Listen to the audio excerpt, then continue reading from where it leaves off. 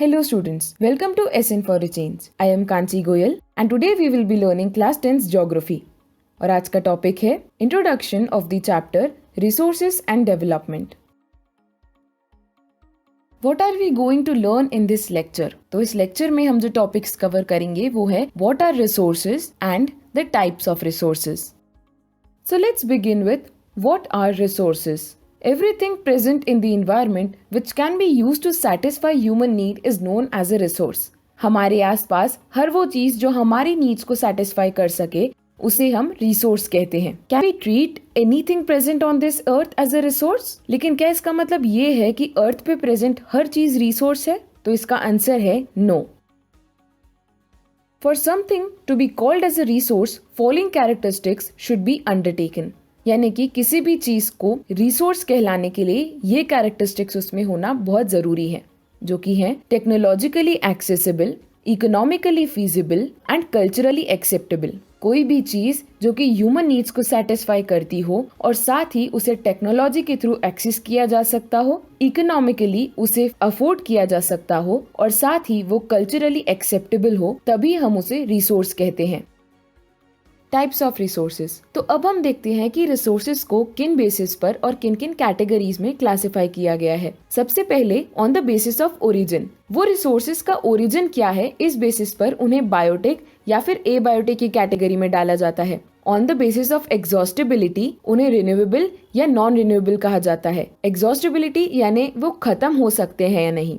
फिर on the basis of ownership, यानी कि रिसोर्सेज को ओन कौन करता है, इस बेसिस पर उन्हें इंडिविजुअल, कम्युनिटी, नेशनल या फिर इंटरनेशनल का टैग दिया जाता है. On the basis of developmental status, यानी कि ये रिसोर्सेज कितने डेवलप्ड हैं, इस बेसिस पर उन्हें पोटेंशियल, डेवलप्ड, स्टॉक या फिर रिजर्व्स की कैटेगरी में डालते हैं. So let's study these in detail.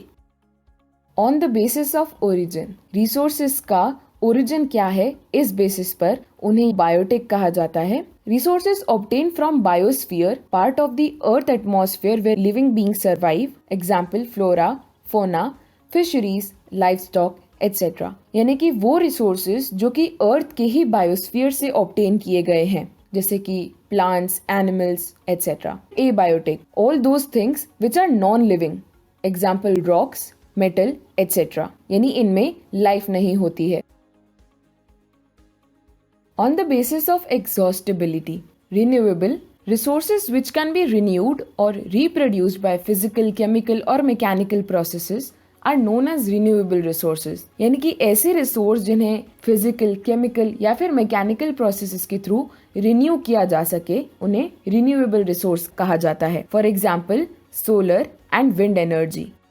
Next is non renewable resources, यानी कि ऐसे resources which take millions of years for their formation and cannot be reproduced are known as non-renewable resources. ऐसे resources जिनके formation में millions of years लग जाते हैं और इन्हें फिर से produce नहीं किया जा सकता. Example fossils and minerals. On the basis of ownership, in resources को own कौन करता है, इस basis पर इन्हें कैसे classify किया जाता है. First, individual.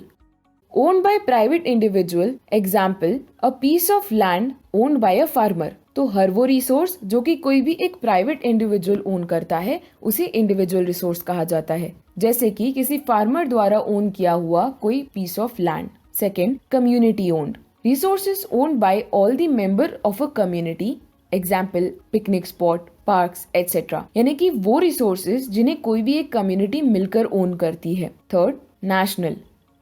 All the minerals, water, forest, land, wildlife, land within the political boundaries and ocean area up to 12 nautical miles, that is 22.2 kilometre, belong to this category. हर वो रिसोर्स जिसे कोई nation own करता है उसे इस category में डाला जाता है, जैसे कि minerals, water, forest, land, wild life, political boundaries के अंदर आने वाली लैंड और साथ ही 22.2 किलोमीटर की लेंथ तक के ओशंस. Fourth, international.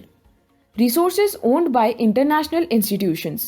इसमें वो रिसोर्सेज आते हैं जो कोई इंटरनेशनल इंस्टीट्यूशन ओन करती हो.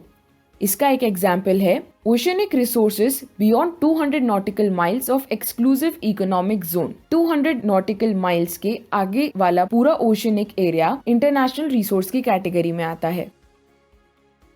On the basis of development, first potential. ये वो रिसोर्सेज हैं जो कि नेचर में अवेलेबल हैं, लेकिन अभी तक इन्हें ह्यूमंस ने यूटिलाइज नहीं किया है। For example wind and solar energy in the parts of Rajasthan and Gujarat. Second developed.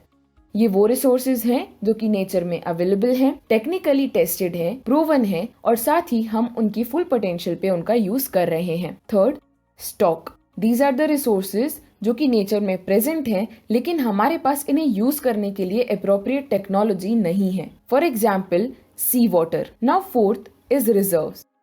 It is a subset of stock. These resources can be used with the help of existing technology, but the use has not been started yet. यानी कि ये वो resources हैं जिनके लिए technology भी है, लेकिन फिर भी हमने अब तक इनका यूज स्टार्ट नहीं किया है। For example river water that can be use to develop hydro electric power. वो रिवर वाटर जिसे अभी तक हाइड्रो इलेक्ट्रिसिटी प्रोड्यूस करने के लिए यूज नहीं किया गया है। This presentation was by Shivendu Mishra. I hope आपके सभी कॉन्सेप्ट्स क्लियर हो गए हों। Thank you.